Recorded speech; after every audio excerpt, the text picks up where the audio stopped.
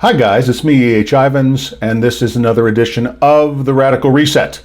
Today we're going to talk about 7, what's the right term? Presently widespread internet bullshit theories that I seem to see every time I go on Facebook. A little preface. I use Facebook and other social media, Twitter, Instagram, etc., to promote the podcast, the books, etc., etc. Obviously, we're trying to gain a foothold. In the course of doing that, of course, I can't help but accept the invitations of hundreds and hundreds and hundreds of people that I've never met before, and as a result, I get a lot of exposure. Plus, I belong to numerous Facebook groups, lots of them political. Not all. Some are like, We Love Airedale Terriers and the Los Olivos Dog Park puppy group that I go to every morning, but mostly political. And so I read, just like you do, a lot of conspiracy theories, ideas, assumptions of knowledge, shared discussion, sheer craziness, some real wisdom. Anyway, so I thought I'd go through the 7 that I've noticed recently are dominating the internet, what's the right word I'm looking for? Troll stream? I don't know if that's the right term. This morning I was at in our dog group, and a young lady walked up with her dog, and her t-shirt said, "Married AF," and I thought it meant married Air Force until someone told me it was married as fuck. And then for the longest time, when I first went to prison and everyone kept calling me OG, I thought that meant old guy, so what can I tell you? I'm not exactly the swiftest when it comes to a lot of terminology, but I took the time to research these 7, repeated myths or assumptions or underlying. Anyway, it's interesting. Let's just talk about it. We're going to have kind of a fun session today. I'm going to try not to depress you, but then again, who knows? Number 1, I reject any conspiracy theory involving more than one person. Now, the internet is a plethora of conspiracy theories. There are a lot more than 7. I can barely, power up the computer, sign on to the internet, go on to Facebook before I see my first, and this is probably because I'm in internet chat, libertarian chat rooms a lot, anarchist, flat earth, anti-vaccine, you name it. What's the Masons and the New World Order, and there's so many initials of so many things I don't know what the hell they are, and it just goes on and on and on and on, and they're all full of shit. Now, I reject any conspiracy theory. I don't care if it's the assassination of John Kennedy, and I don't care if it's, the imprisonment of John Gotti. Any kind of conspiracy theory, I reject if it has more than one person involved, because nobody keeps a secret. That is a myth. Nobody can keep a secret. John Gotti couldn't shut up Sammy the Bull Gravano, one fucking guy, to keep him out of prison. If the mafia, under threat of death, can't shut up one guy, you're telling me, let's use the Kennedy assassination as just a real well-known example. Oh, no. Let's not. Let's use 9/11. Okay, if we buy the 9/11 conspiracy theorist ideas, basically one of the buildings was brought down by, depending on who you listen to, one or all of the buildings were brought down by explosive charges. There was no cruise, there was no airplane flying into the Pentagon. That was a cruise missile, yada, yada, yada. You've all heard that. I'm not going to recount them, but here's the problem. I mean, you all know the bullshit. They planted the things, and it was all this big stage, and the Jews were behind it, or the Arabs were. The President Bush was behind it. The whole idea was to get the country on the same page. Yada yada yada. It's so absurd that I almost don't want to address it. Except that I know some really intelligent people who believe this bullshit, and here's the reason I reject it. And I don't want to hear it. Please do not write me with, "Have you heard about this? I've heard about all of it. I've sat with some people I truly respect who believe this shit and look at me in the eye and tell me all these things, and I reject it based on this alone. Nobody can keep a secret. To believe this, you'd have to believe, first of all, how many people would it take to wire up a building with enough explosives to detonate it over how much time? And you'd have to believe, or to load a cruise missile onto a plane, and when it flew back to the base, when it didn't have the cruise missile, how many people would notice that? And the air traffic controllers, and the guys that load the ordnance, and the guy that flies the plane, and everyone that they're married to, and everyone that they're fucking, and all of their friends, and when they go to the bar, they never drink, and they never talk to anybody else. You have to believe that all of these moving parts that go on in these conspiracies have to be secret all the time, and then they keep them a secret forever. Back to the Kennedy assassination, the statute of limitations on conspiracy ran out decades ago. Now, I'm not talking about the actual murderer, whether it was Lee Harvey Oswald or a couple of guys on the grassy knoll, but the bottom line is anyone involved in the conspiracy or who knew of the conspiracy could have published a book about this and made millions years ago and not worried about prosecution because the statute of limitations ran out on the conspiracy. It never runs out on murder, but it's 7 years on conspiracy. So the question is, how does anyone believe this shit? We didn't land on the moon. Do you know how many people would have to have been involved in that fucking conspiracy? So you'd have to either believe that the whole world is nefarious and can keep a secret when you can't keep a secret. Be honest. Can you really keep a secret, or can you not wait to tell anybody every time you hear any fucking secret at all? So, number one, which is really a catch-all phrase, I reject all internet conspiracy theories. Most of the things that happen in life are just random fuck-ups, not an evil plot by the, Illuminati. That's another conspiracy I've seen a lot on the internet lately. Okay, number two. I reject the idiocy that there are more than two genders. Now, I attached below an article from Cosmopolitan magazine alleging that there were anywhere from 13 to 52 genders. Bullshit. Look, there are X chromosomes and there are Y chromosomes, and I'm not a geneticist, but I know this for a fact. There are males and there are females. Now, prefacing that, if I go to a cocktail party and I'm with the transgender person, who I consider, by the way, privately, I would not bring this up at the party because I'm not a psychiatrist or her psychiatrist, and I'm not there to cure them. But if they're an adult and they have gender dysphoria, which is what this is, body shaming, body hatred, to where they can't decide what they are, and they want me to call them it or whatever the fuck they want, or cis boy or cis girl or sister or sissy or whatever the fuck it is, I'll call it, to be polite. I'm not, when I'm invited to someone else's home for a party or an event or to some other venue, and it's not the one I'm putting on, it would be unbelievably rude. There's a concept we've lost in our culture, rudeness. It would be rude to confront somebody in a venue that has nothing to do with that. So I will, of course, call people by their chosen identifier if that's what they want to do. But I draw the line at acknowledging that it's real. It's just a fantasy and a manifestation of a mental illness. Further, I really think that anybody who pushes a child, an adolescent or younger child, to even consider the idea that they might be a different gender, to be guilty of child abuse and should lose custody of their children. We have a personal experience with this. We had neighbors a couple of doors down years ago that had a little girl. I'm not going to use her name. And they raised her to believe that she was a boy because she was depressed. Clearly, she was a sad little girl. But somehow the mother, and I believe it was Munchausen by proxy, and I'm not going to go into a definition of what Munchausen by proxy is, look it up on the internet. But I believe this woman had Munchausen's by proxy and so enjoyed being, she ended up on the Oprah Winfrey show with her daughter at one point, who later became a son, and they used to have coffee table books out on the coffee table in their home of surgically altered built penises onto vaginas that are done. I mean, it was the most grotesque thing you've ever seen. I'm sorry, that was the only word for it. That would have been fine for adults. If an adult wants to mutilate themselves, that's fine. But an adolescent, who's to say that little girl, even if she were, a tomboy or identified as a male, who's to say she wasn't a lesbian later on when she went through puberty? Who's to say it wouldn't just pass and she'd become a perfectly normal girl? Yada, yada, yada today. She is a he. They did the surgery. They did the whole thing. And suffers from chronic depression, and the 50% suicide rate among transgender people has nothing to do with societal pressures and everything to do with mental illness, and I'm willing to debate that with anybody at any time, at any place, and I reject this nonsense. And all this cis shit and all this, and the people that are hammering J.K. Rowling, the writer of Harry Potter, the greatest children's series ever, the fact that she tells the truth and gets canceled for it, fuck the cancelers. Fuck that. There's got to be a backlash. I reject that. So, that's the number two idiocy on the internet. There's only two genders, guys. 3, all lives matter. I think all lives matter. I think if that makes me a racist, fine. But what makes me really sad is the cancel culture that's going on today.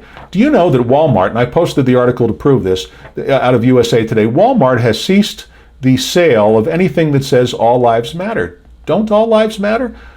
Of course Black lives matter, but all lives, I mean, How did that even become a thing? Can someone please explain this to me? Maybe I'm old, maybe I'm out of touch. I don't understand how all lives matter became a pejorative. How did that become a negative thing? How did it become that if you say all lives matter, you're a racist or, a member of some white privileged sect? And by the way, on the internet, on Facebook, I had plenty of people that I otherwise like and respect write me when I wrote something about this in a post the other day that told me I was a racist and blah, blah. No, they didn't call me a racist. That's not true. They called me unbelievably insensitive to other people's feelings.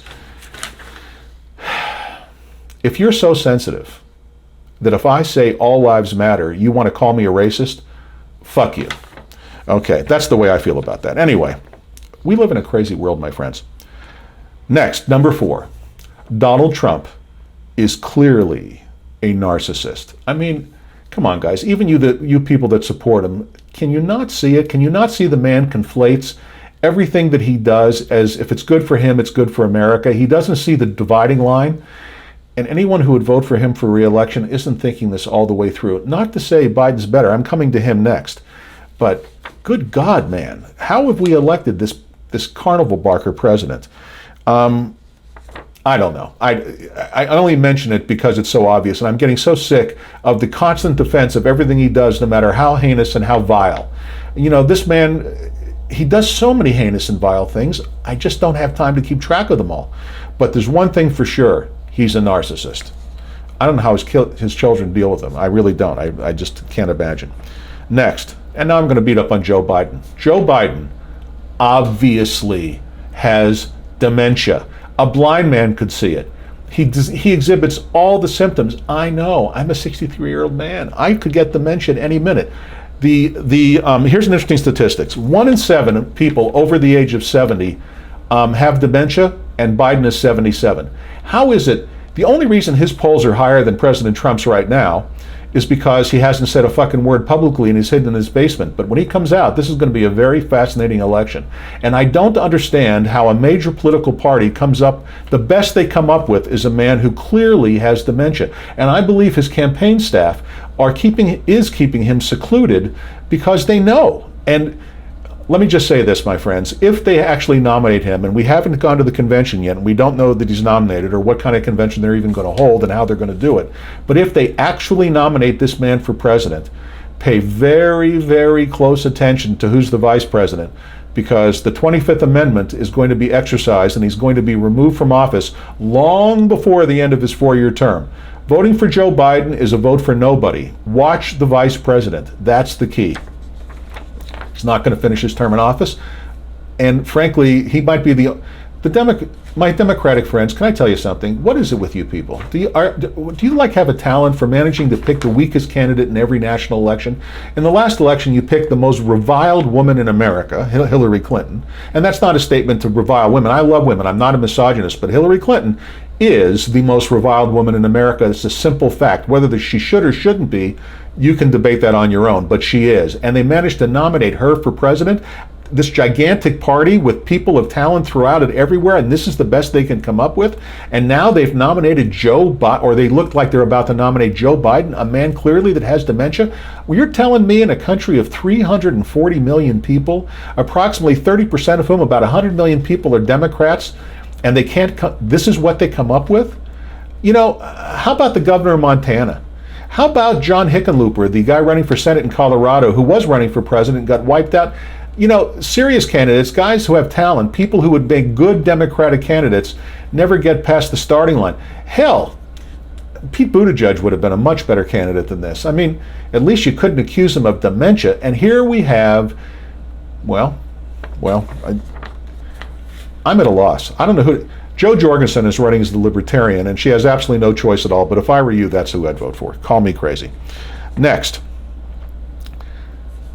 Anything embarrassing older than 5 years should never be brought up. And I bring this up currently because of the cancel culture where people are being canceled. And the one that really sprang to mind, brought this to my mind this morning, is the case of Alyssa Milano. Now, if you guys aren't familiar with Alyssa Milano is an actress who was on some TV show about witches. I don't know, I never watched it, but she is a sexy little thing. I mean, she was like, for a while there, occupied the chair.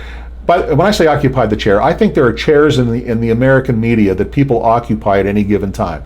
You know, the national sex symbol, the national, you know, I don't know, most beloved person, the most respected person, the most athletic person. You know, there are different people that occupy different chairs. America's guilty pleasure for a long time was Alyssa Milano. Okay, and now, of course, she's a grown woman over 40, and she's no longer a guilty pleasure, although she's still a pleasure. But anyway, lately she's been getting, maybe I have dementia too. She's been getting plastered because evidently 5 years or so, or 10 years ago, I forget when it was exactly, she appeared in blackface in a skit on, I think it was Saturday Night Live, as an athletic football player, and they blacked her up. Does that really prove she's a racist? Does she really have to take shit for that because she put on black makeup? Does that mean, like, for example, if they brought back Sir Laurence Olivier and he played Othello in a Shakespeare play and he did it in blackface, that he's a racist for playing it in blackface? Or was he simply following the direction of the director and of Shakespeare, who wrote the role Othello as a black man, and you know it's been played by white actors for centuries. Now that doesn't, I mean, obviously you'd rather see a black actor in that role today, and today you would. And of course, for centuries it was played by white men because there was racism. But today, that's just not the case. You're not going to see a production of Othello anymore played by any white man. There's going to be, just like in the old days, Charlie Chan used to be played by, you know, Sir Alec Guinness. You know, and they used to put little hoods on his eyes and shit like that. And, you know, Native Americans were played by white guys that, you know, they kind of put tanning cream on or something. I don't know, or red, Look, that's all in the past. And the fact that you did it in the past, in the context of the past, at the direction of the past, at a time when nobody thought that was wrong, doesn't make you evil now. People change. Anything you did more than 5 years ago, no matter how embarrassing, ought to be a free ride.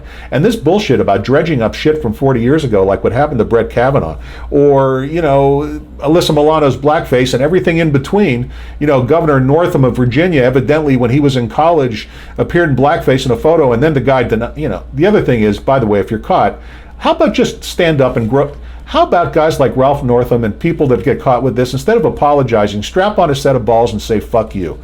And say, you know what? Today, I would never go in blackface. Of course not. And of course, I have never appeared in blackface because I've never been an actor, and it's not something I would ever do. But having said that, you know, I grew up in a time, the world changes. I grew up in a time when they had little lawn jockeys on the front of the house, little, you know, statues of slave children in front of houses, and no one thought of it. And in neighborhoods full of liberal Democrats. I grew up as a Jewish boy in Miami Beach and in the suburbs of Pittsburgh, surrounded by liberal Democrats who would have paled at the thought that they were racist, and yet they had lawn jockeys on their lawn. They didn't make the connection because culturally at the time, nobody made the connection. Any more than we made the connection to Heckle and Jekyll cartoons on TV. If you don't know what those are, you're just not old enough to remember. And never thought of them as blackface. Or Speedy Gonzales, you know, cartoons. Those of you who remember those on Looney Tunes. You know, we're going to catch a grasshopper, we're going to catch a grasshopper. You know, making fun of Mexicans. And you know, we all did a lot of things, and we all laughed at a lot of things. And anyone who tells me you've never told a black joke or a Jewish joke or a Polish joke or an Italian joke, I mean, I know a million of them to this day. In fact, one of these days, I'll share with you my favorite black Jewish joke. It's really a great joke. It's very funny.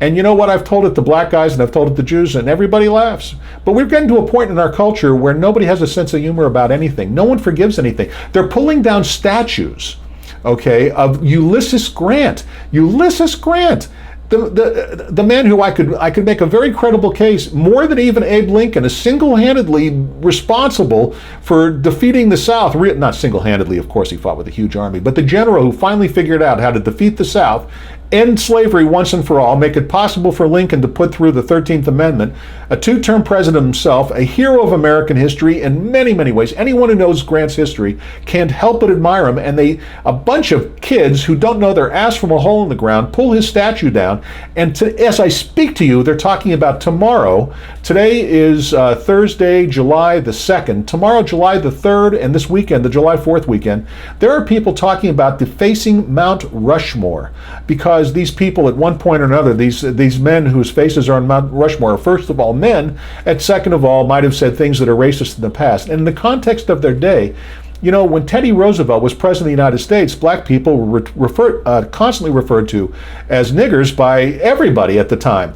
And by the way, I don't use N-word. I just say it because we're all grown-ups, and it's an ugly fucking word. And the way to get rid of that word out of our culture, by the way, is to stop calling it the N-word any more than calling cunt the C-word, the other ugliest word. The way to get rid of an ugly word is to use it so that the ugliness is exposed and we don't use it anymore. Pretending that we don't know what it is when we say N-word or C-word doesn't change the fact that we're thinking it. And in this world that we live in, we're all becoming guilty of thought crimes. It's almost as if the government is becoming God. Who, one of the reasons I'm an agnostic is I can't stand the thought that my private thoughts are something that can be held against me as a sin by some invisible force from a totalitarian state in the sky, who can condemn me for eternity because of something I thought, which is why I reject religion and the idea of God altogether. And so here now we have a time that where we, if you think a racist thought, if you think N-word, just say it. But the fact that Teddy Roosevelt or I don't know, George Washington probably said nigger, I mean, white people back then all said it, and that's not to excuse it. Thank God those days are over. But do you condemn? People are complicated. Do we take people out of the context of their time? Have we lost any idea of what context is? Have we destroyed education to the extent that we no longer will even talk about what truth is, and we have to put this? It's repulsive. Anyway, I could go on and on about this, but here's the thing. Today, if anybody were to call a black person a nigger, of course they should be drummed out of existence. Or a kike. Mel Gibson, in my opinion, should be stood up against the wall and shot, the anti-Semite fuck. Or I totally sympathize with all of this. But if you said it 10 years ago, is it possible, for example, for a former Nazi to save Jews? And the answer is sure. That's what Schindler's List is all about. People change. But should Oskar Schindler have been canceled because he was a member of the Nazi Party, an enthusiastic member of the Nazi Party, before he gained his humanity and saved all those Jews? Of course not. He has to be understood in context. And in context, there are people that at one time, I read the other day, this is no bullshit. David Lee Roth, okay, formerly of Van Halen, he was the lead singer for Van Halen years ago, those of you old enough to remember, has changed his name to David L. Roth because his middle name is Lee, and that equates with Robert E. Lee. I know this is a stretch. God strike me dead if I'm making this bullshit up. This is what the internet publicizes. So he's now David L. Roth, so no one conflates that with Robert E. Lee. David Lee Roth is a Jewish boy born in Rhode Island of liberal Jewish parents. I don't think they were naming their son David Lee Roth after Robert E. Lee and changing his name from Lee to L. What the fuck? What the fuck? Lady Antebellum changed their name the other day to Lady A because evidently Antebellum, which is by the way, for those of you who don't know, is a reference to the pre-Civil War South, is the Antebellum South, is evidently now we can't even talk about history in context of the time it was, or none of the things that were interesting about it, or that were good about it. Not everything was bad. Good and bad. What's good today is bad tomorrow. What's bad today is good tomorrow. I mean, we've lost all sophistication. We've lost all nuance. We've lost all judgment. Jesus Christ. The Dixie Chicks, this doesn't really surprise me, has changed their names to the Chicks because we can't even refer that the South is called Dixie. Fuck you, Dixie Chicks. If I were anyone out there, I wouldn't go to their concerts. Jesus Christ. Anyway, where do I begin? All right. And finally, and I saved this for last because it's the most it's what affecting all of our lives, regardless of our gender, color, political preference, etc., is that nobody understands COVID. Not yet. Not Dr. Anthony Fauci, not Angela Merkel, the scientist / president or chancellor, I should say, of Germany.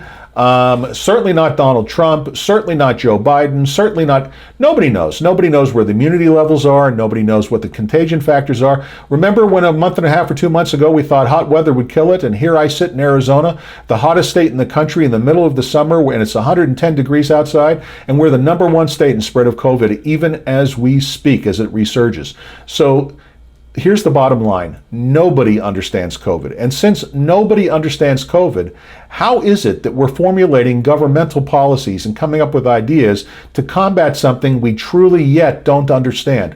We don't understand its lethality. We don't understand its contagiousness. We don't understand when, or if group immunity or herd immunity can be reached. We don't have a vaccine yet.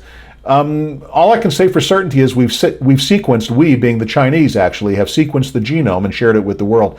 By the way, those of you who believe this was a Chinese conspiracy to spread COVID, I think it was probably a Chinese fuck-up. I think they probably let it escape from a lab where they were researching with it.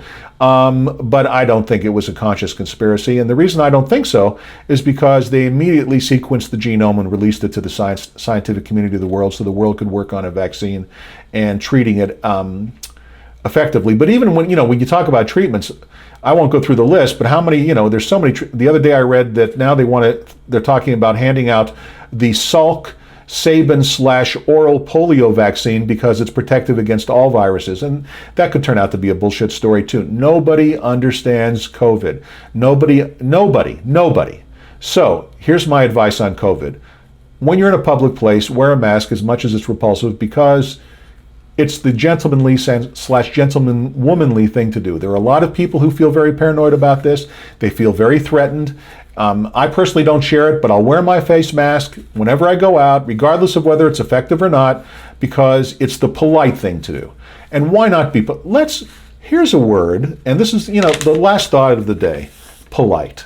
Before we attack everybody, before we go off, before we pull things out of context, before we don't even try to understand what the other person's saying, before we engage in name calling, before we completely demean and destroy the character of everybody who's trying to do the right thing, let's all take a step back for a moment and actually think about it. Google things. Research. The internet gives you at your fingertips more information than the grand, Library of Alexandria ever had. The whole world's base of knowledge is there if you cut through the bullshit. And how do you cut through the bullshit? The sniff test, man. It's just like back to the conspiracy theory thing. Really think about it. Could more than one person ever keep a secret? And can one person even keep a secret? Are there any secrets? When I was serving at the National Security Agency, the super secret National Security Agency that they talk about in movies, and I served there for 4 years as a Russian linguist and analyst back in the 1970s at the height of the Cold War. One of the things I realized right away is I had a top secret alpha clearance, which meant that every morning I was reading the same intelligence dispatches as the President of the United States as they pertain to Russia, because it's all on a need-to-know basis, and I only needed to know the stuff that had to do with Russia. I didn't read anything about China or Iran or anything else at that time. I was reading Russian dispatches. But I was reading what the President was reading, and the one thing I realized was nothing that I ever read didn't show up in Time Magazine or Newsweek a week or two later. In other words, there were no real secrets. The big secret in the military was, and in the government was, and in NSA was how we knew, not what we knew. In other words, no one could keep a secret what we knew. A lot of times when we were analyzing the Soviet Navy, which was my specialty, and I would look at a ship and I didn't know what it was, I would look it up in Jane's Fighting Ships, which is not a top secret journal, just because it's all there. All the data, all the displacements, all the speed, it was all in Jane's Fighting Ships. And the point I'm making is there are no secrets. Nobody keeps secrets. Nobody keeps conspiracies. Consequently, let's stop believing them, and let's stop accusing people of dark and nefarious things when we don't even know them. And let's take time to research what we talk about and have a discussion. And that's what anti-politism. Now let me just close it by saying this. That's what anti-politism brings to the table, because it eliminates political parties, because it eliminates all the money in elections, because it's all about comedy. That's being C-O-M-I-T-Y, not C-O-M-E-D-Y, comity. In other words, discussion and coming to solutions. It's the only form of government that can save our country, and we are hurtling towards the cliff of destruction. And that's it for today. So be sure to click on the subscribe button if you haven't already. Be sure to click on the notification button. Make comments below, ask me questions, and again, as I often have been saying, as I've always said in all of these videos in this early stage, we're at the nascent, the birth stages of the anti-political movement, but within a couple of years, it's going to be the biggest thing in town. Get on board now. Join me. Find ways. You and I find ways we can work together and grow this movement. Let's get rid of Democrats and Republicans. Let's stamp out ignorance. Let's return to a time when people could talk to each other and have a discussion and disagree without calling each other asshole. That's all. And with that, I'm going to close it up for today. Wish you all the best. Have a wonderful week and day ahead. And for now, I'm E.H. Ivins, signing off.